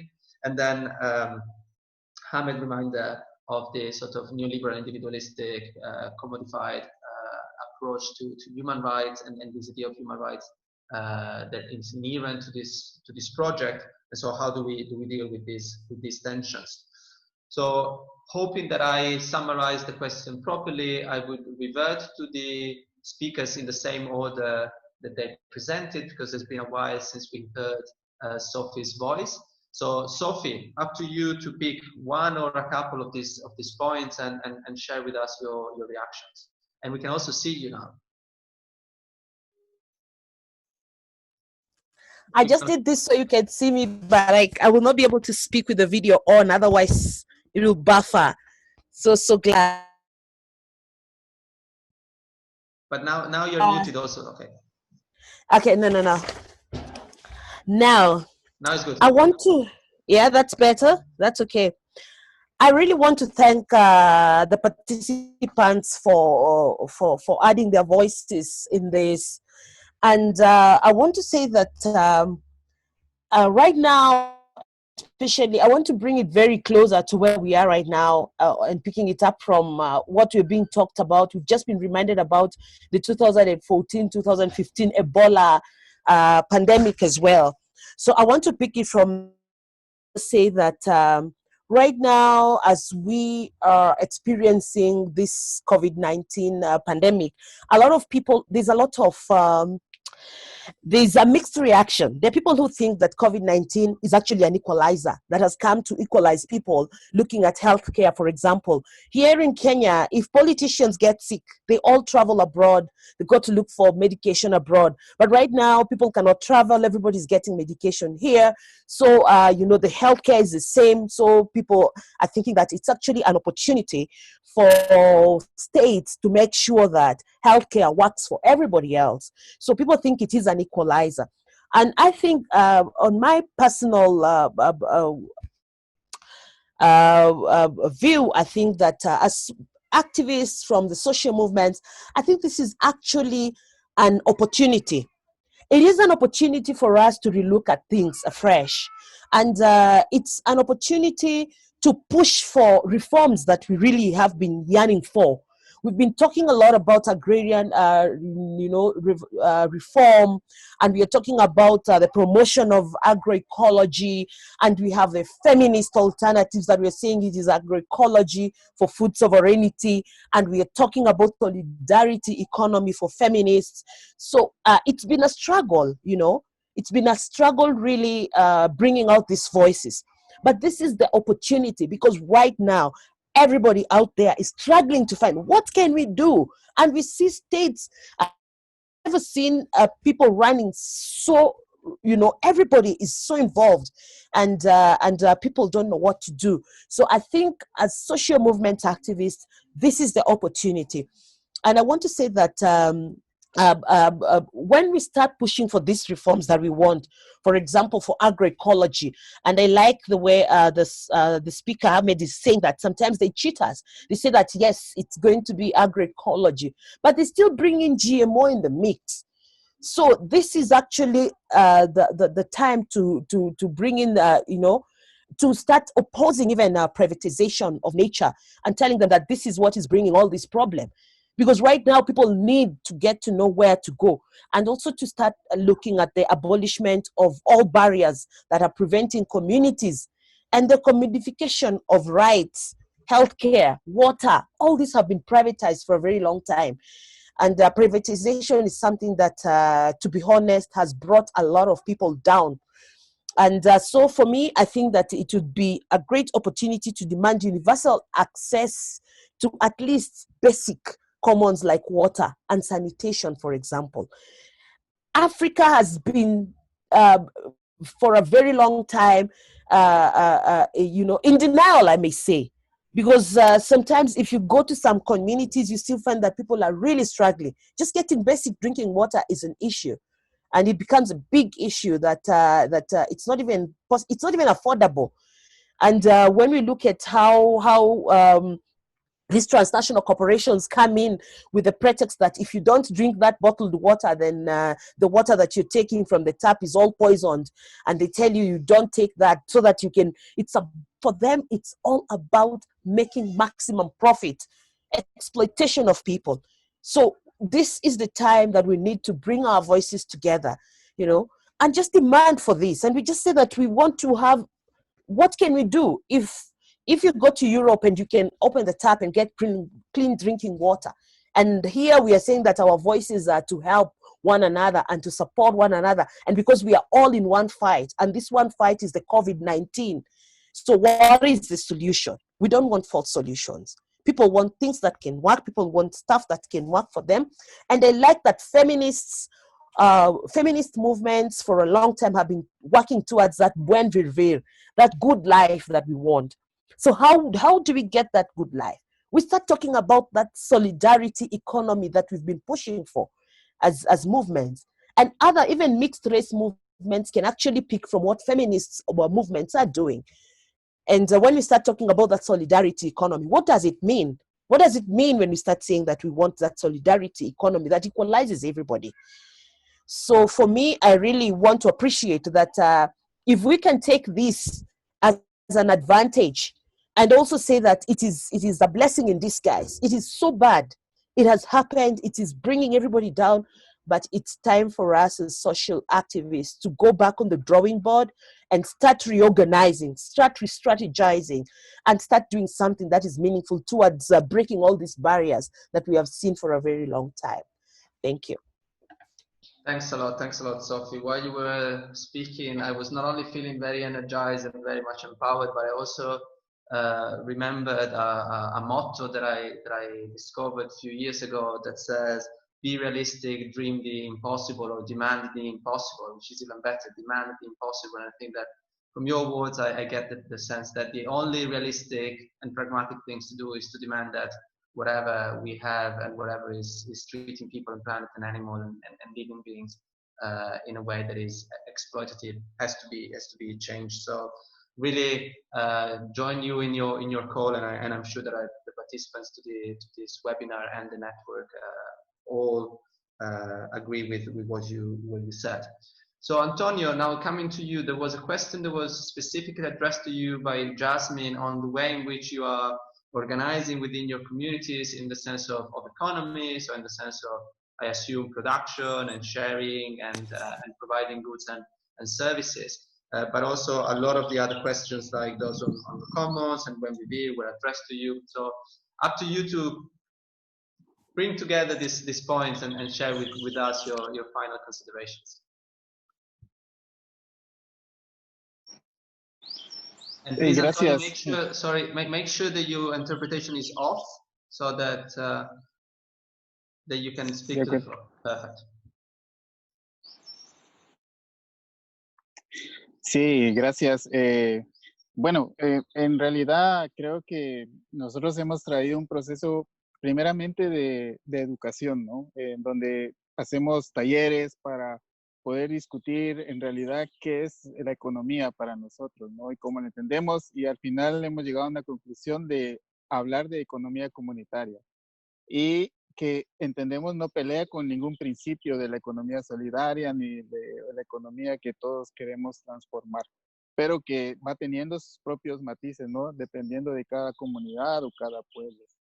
Y también que se basa en principios propios, como nosotros le llamamos el samaj. El samaj es el reconocimiento de la función de cada elemento natural. Esto con la intención de entender de que no todo es para explotar y que siempre hay pues un acercamiento más de agradecer cada vez que hacemos uso de la naturaleza misma, ¿no? Entonces, también hemos partido de hacer esto, pues el segundo paso prácticamente nos lleva a hacer los mercados locales. Estos mercados que ya empiezan a funcionar en algunas comunidades haciendo digamos, ensayos. Primeramente se hacen ensayos para poder ver la capacidad y la reacción también en respuesta de las personas alrededor, ¿no? Quienes no producen, pero solo consumen y que empiezan ya a acercarse y a reconocer también que estos mercados locales parten de la biodiversidad local. Ese es el otro punto, ¿no? Que un mercado, por ejemplo, tiene que basarse en la biodiversidad local y en una producción agroecológica. Entonces, todo es un trabajo de educación. Al final es eso también lo que hay que hacer para cambiar una economía. Creo que por ahí les puedo dejar. Y a nivel de Latinoamérica, también como Maela, se impulsan los SPG, que son sistemas participativos de garantía. Estos son sistemas que se hacen en los mercados donde se garantiza la participación activa de consumidor y productor. Algunas de las formas como se viene trabajando. Con relación a lo del buen vivir, yo quería mencionar de que efectivamente yo tuve una discusión hace, creo que un año tal vez, con algunas personas de izquierda, como se dicen, ¿no? Y decían de que, pues, yo también preguntaba, ¿por qué no la izquierda en Latinoamérica no asume la propuesta del buen vivir para empezar? Y lo que yo veía era que hay una cuestión todavía de racismo también, de que no la bandera, la vanguardia, de que las vanguardias tradicionales no son quienes abanderan una propuesta real que se implementa en el campo, que es práctica, ¿sí? No es un discurso, porque ya hay mucha construcción de todo esto en el campo, ¿no? Esta defensa del territorio lo hacen las comunidades indígenas y campesinas. Entonces no se han catalogado como esa vanguardia que siempre va a la lucha, ¿no? Y liderando cualquier cosa. Y el otro punto es que el Estado, pues, no la va a reconocer jamás, porque es un Estado racista y no va a aceptar una propuesta que es totalmente contradictoria a los intereses del capitalismo. Y si esas tendencias más grandes llegan a tener fuerza desde los pueblos indígenas, como era el caso de Bolivia, que tenía un presidente indígena con propuestas distintas, directamente el capitalismo lo va a derrocar, lo van a sacar del poder, ¿no? Entonces puedes ver tú cómo este sistema es racista en total, en su generalidad, ¿no? Y el otro punto es de que también teníamos el ejemplo del zapatismo, con su autonomía, con sus procesos de economía, de educación, pero ¿qué decía la izquierda? ¿Por qué no la levanta? ¿Por qué no hace referencia de la autonomía zapatista? Porque decían que el zapatismo habla y no dice nada, pero porque no quieren entender la palabra, ¿sí? Quieren entender su bandera, pero no la palabra, ¿no? El cómo se transmite los procesos de cambio, ¿no? Pero el zapatismo existe a la fecha. Pero bien así, hay un científico agroecológico en el poder ahora que ha cuestionado a los zapatistas, porque dice que no han avanzado a tomar todo México.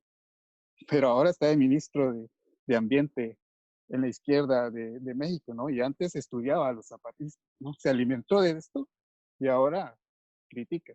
Me parece que es también importante reflexionar en cómo se dan las discusiones en América Latina para realmente avanzar a cambios reales, ¿no? Aquí no hay una sola realidad, hay diversas realidades y eso también tiene que comprender. Yo lo dejaría por ahí. Gracias. Fantastico. Muchas gracias, Antonio. Thank you very much. I think the response that you gave, like, and the question that was asked really talks about this diversity and this conflict that also came out with Sophie's presentation about history and the way in which the state has been constructed and what is acceptable and not acceptable in the mainstream political discourse, and whether or not we have to rely on the mainstream political discourse. Because on the one hand, you say no one wants to listen to us, we're speaking, they don't listen to us. And on the other hand, the question that was asked by Joanna was about whether the use of buen vivir is to romanticize, is not really what you are practicing on the ground. So I think that there is space for dialogue there is space for working together and space for more of this conversation. And I really and truly believe that the network can be one of those moments, and I can assure the participants to the webinar that the article that we wrote all together is an attempt to really unpack and talk collectively about these issues, vocabulary, how do we talk about things, how do we get together, how do we create solidarity. Moving to Isa, there is one point that Antonio raised, which I think is also very close to your experience, Isa. So if I can add another layer for you, which is that of education. And one of the things that we discussed while drafting the article was the importance of uneducating. So creating, like, and pushing for education that is making people getting out of that mainstream way of seeing the world and mainstream way of being educated, and etc. And Comunari is doing a lot of work around educating or re-educating and uneducating. So on top of all the things that have already been asked, Isa, maybe you also want to say something about your own way of seeing education and practice and doing things all together as a way of creating a community and reclaiming the territory.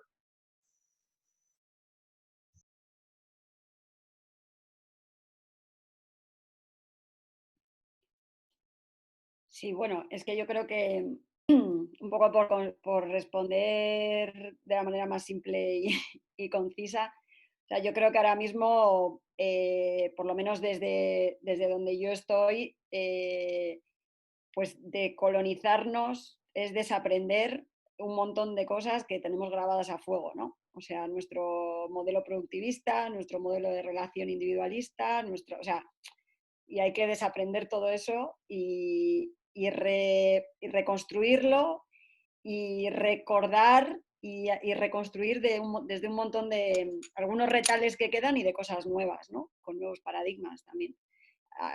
Adaptadas, es lo que decía antes, adaptadas un poco a la realidad que tenemos, ¿no? Yo creo que ahí, pues bueno, se toca cuestionar, toca generar herramientas, toca generar procesos, sobre todo. O sea, para mí la palabra proceso es como súper básica, ¿no? Porque a veces, bueno, sabemos que estamos luchando contra algo muy grande y hay que tener una mirada muy de proceso para entender de dónde venimos y a dónde vamos y dónde no nos queremos. Bueno, y no va en la línea recta, obviamente, y bueno, como que las curvas no se nos vayan demasiado del camino a veces, ¿no?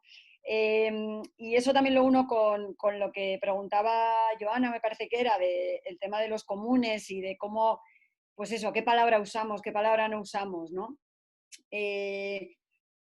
Bueno, nosotras, por ejemplo, la experiencia aquí había muchas palabras que podríamos, o sea, está también el tema de fuentes de vida, que se utiliza en algunos lugares, o yo por lo menos también lo hemos escuchado. Aquí, bien común nos sirve porque lo contraponemos, claro, es un poco lo que ella decía, es que yo quiero contraponerlo a recurso o a lo que sea. Bueno, aquí hemos dejado de hablar de recursos naturales y hemos pasado a hablar de bien común, por ejemplo, ¿no? Porque nos daba una mirada más amplia y demás. En cualquier caso, yo por lo menos, y esto es muy personal y también de parte del colectivo en el que yo estoy, no hay ninguna pretensión para la homogeneización, de hecho, todo lo contrario. O sea, si estamos en contra de homogeneizar y creemos en que somos diversas y nos construimos desde realidades diferentes, no hay nada peor que pretender que todas utilicemos la misma palabra y que todas hablemos exactamente igual, ¿no? Otra cosa es que tenemos que buscar la forma de entendernos y que cuando yo me junte con otra persona, fíjate que con Antonio nos conocemos un poco y a mí me ha costado llegar a entender que cuando yo decía bien común él no me entendía, o sea que y porque das por hecho que la otra te está entendiendo, ¿cómo no te va a entender? Si parece que hablamos castellano, pues no, o sea, no, porque su realidad y la mía son diferentes y yo no quiero que él use mi palabra, ni él creo que quiere que yo use la suya, a no ser que le ofenda o que esté utilizando un término que para la otra persona, para su cultura, pueda ser, no sé, o sea, algo ofensivo. Entonces ahí ya estamos hablando de otra cosa. Pero yo creo que es importante el generar lenguaje común con las personas que nos relacionamos. No dar por hecho que la otra te está entendiendo, que ese es uno de los errores en los que caemos muchísimo, ¿no? Entonces yo creo que parte de la base, o sea, de que tenemos que generar esos lenguajes comunes diferentes en diferentes espacios. O sea, yo no me puedo llevar lo que yo tengo aquí y plantarme en Guatemala, si voy a un foro a Guatemala, y hablar como si estuviera hablando en mi casa. O sea, tendré que generar un tiempo donde encontremos ese lenguaje común, qué códigos nos hacen entendernos y a partir de ahí empezamos a construir. Y normalmente el problema es que no nos damos ese tiempo para generar el código común, ¿no? Y bueno, ya no te digo en espacios de los que hablaban los compañeros, ya cuando nos vamos a Naciones Unidas, que encima el lenguaje ya está dado, tiene que estar dentro de un marco acordado y ya no puedes ni decir sostenibilidad porque no está definido y si lo intentas definir no te quieren y entonces, bueno, pues ya nos vamos de madre, ¿no? Entonces, pero bueno, no nos voy a ir ahí. Ya en la base también tenemos que darnos ese tiempo para ver de qué hablamos cada una y qué entendemos cada una, aunque el término se diga con las mismas letras. O sea, que los idiomas son el hacer, ¿no? Es a lo que yo me refería al principio. Es cómo le llenamos de significado a la palabra. Entonces, eso lo tenemos que hacer de manera común, no hay otra. Y ya termino un poco respondiendo a una pregunta que había de cómo garantizamos la soberanía de los pueblos, ¿no? Yo no sé cómo la garantizamos, pero lo que tengo claro es que la manera de avanzar es no dejando de luchar por ella y no conformarnos, ¿no? Y más con la que nos está cayendo. Así que ahí lo dejaría. Gracias. Well, it's really terrific. I'm shivering. Thanks a lot, Isa. Definitely never giving up and never stopping. And from my very privileged position, geographically, culturally, socially, and also for the kind of work that I'm doing, I'm really thankful and I really feel extremely privileged to be having the chance to learn so much from you all and like to see what you're doing on the ground on a daily basis, and also the amount of enthusiasm and energy and desire that you have to share your experiences, to share your knowledge, to share your science, and to have other people working with you and around you. So I really feel privileged, and I'm sure that all the other academics are. And I also must say that I felt extremely privileged having the chance also to talk with Chandra, who couldn't join us today. You brought in the perspective of the Six Nations, so what it is to fight for territory and sovereignty and autonomy in the context of settler colonialism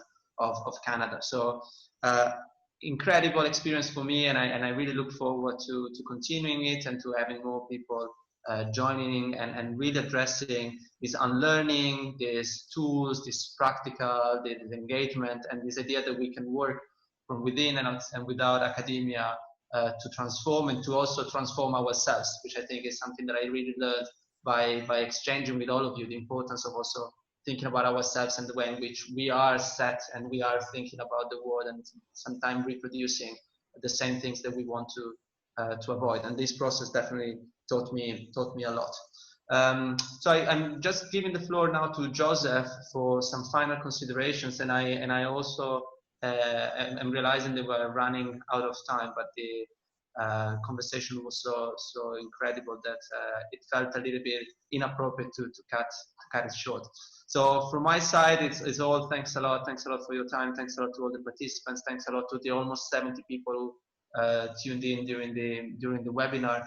And now the floor is yours, Joseph, for some of the final considerations and final remarks. Thank you, Tommaso. Thank you very much to all our speakers. I agree, it has been a very rich discussion, and I don't know what else to add, but to say that for me, my own reflections on the interventions as well as the questions and the comments from our participants is that this is a struggle. It's a continuing struggle to really construct people's sovereignty. And in the discussions we've heard, as you said, Tommaso, this is a snapshot of the rich, that sometimes diverse, sometimes common struggle that we face. You know, we have common issue, militarization, the state violence has been mentioned, and some of our challenges are rooted in history, in our colonial past, but also in the more recent developments, you know, and including the rise of authoritarian right-wing governments who are trying to push right-wing responses to confront the issues that we are all facing. I think I would like to end though by saying that what Isabel was saying, about common ground, you know, finding common ground. I think the People's Sovereignty Network that I'm happy to be part of, we're happy to be part of, is about that. It's about finding that common ground among activists, social movements, grassroots organizations, and engaged academics, you know, in trying to construct this notion of people's sovereignty. It's not an easy task, no. In fact, it's riddled with very big and huge challenges.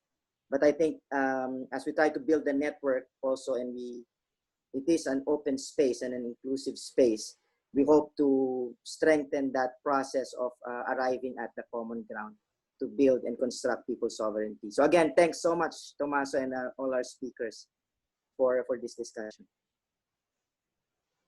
Thank you very much. I want to thank everyone who joined us. Special thanks for David and Monica, our kind interpreters who support us from the start of the Siena process.